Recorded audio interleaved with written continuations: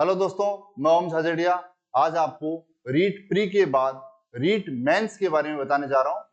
जैसा कि माध्यमिक शिक्षा बोर्ड के द्वारा सूचना मिल रही है कि 15 मार्च तक आपको आंसर की और पेपर की प्रति मिल जाएगी और साथ ही जल्दी रीट प्री का रिजल्ट भी घोषित कर दिया जाएगा और रीट मेंस की डेट भी जल्दी आपको पता चल जाएगी। अब रीट प्री के बाद आप अपनी तैयारी को किस प्रकार करें, किस प्रकार आपको आगे बढ़ना चाहिए, किन किन बातों का ध्यान रखना चाहिए, उसके बारे में हम आज चर्चा करने जा रहे हैं।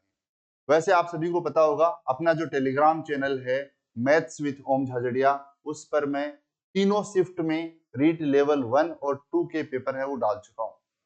तीनों शिफ्ट जो 27 फरवरी और 28 फरवरी को एग्जाम्स हुई थी, उसमें मैथ्स के जो भी क्वेश्चंस आपसे पूछे गए थे, 20-20 क्वेश्चंस, उन सभी की पीडीएफ है वो आप टेलीग्राम चैनल से डाउनलोड कर सकते हो और अपना आंसर है वो मैच कर सकते हो। बात कर रहे थे अपन रीट प्री के बाद, अब आगे क्या, आप रीट मेंस की तैयारी को किस प्रकार करें, कैसे आपको आगे बढ़ना चाहिए। तो देखिए, रीट मेंस में मैं पहले L2 की बात करूंगा। लेवल 2 में जो है वो आपको कुल 11 यूनिट्स दी हुई है। मेंस में कुल 11 यूनिट दी हुई है। आपका पहला काम ये है, उन 11 यूनिट्स को आप गहराई से अध्ययन करें।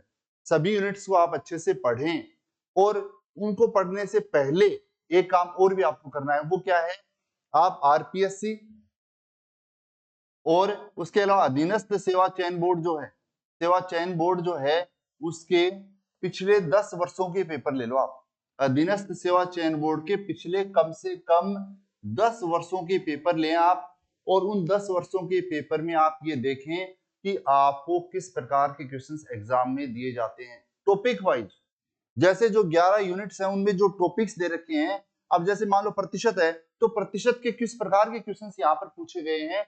लाभ हानि है, प्रॉफिट लॉस है, साधारण ब्याज है, तो साधारण ब्याज के क्वेश्चंस किस प्रकार के पूछे गए हैं। स्टैटिक्स है, तो स्टैटिक्स के क्वेश्चंस यहाँ पर पिछले 10 वर्षों में किस किस प्रकार के पूछे गए हैं, उनको आपको देखना है। वो आप रीट लेवल 1 के लिए हो चाहे रीट लेवल 2 के लिए हो, ये पेपर्स तो आपको पहले देखने ही देखने पड़े। और इन पेपर्स को देखने के बाद इन 11 यूनिट्स का आप अच्छे से अध्ययन करें। एक एक यूनिट को टॉपिक वाइज क्लियर करते जाएं और इनका अच्छे से अध्ययन करें। अध्ययन करने के बाद अच्छे से इनको, जब आपको सभी टॉपिक्स, सभी यूनिट्स क्लियर हो जाएं, रीट लेवल 1 में कितनी है कुल, लगभग 7-8 यूनिट्स हैं, 7 या 8 यूनिट्स हैं। लेवल 2 में 11 यूनिट्स हैं। इन सभी का अध्ययन हो जाए, सभी यूनिट्स अपने क्लियर हो जाएं, तो उसके बाद आपको टेस्ट सीरीज ज्वाइन करनी चाहिए। टेस्ट सीरीज की ज्यादा महत्वपूर्ण क्यों है टेस्ट सीरीज?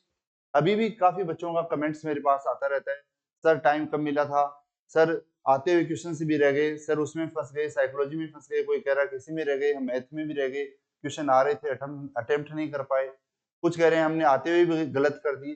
तो उन सभी क्वेश्चंस जो भी हैं आपके, उनको दूर करने का एकमात्र उपाय है, वो है टेस्ट सीरीज।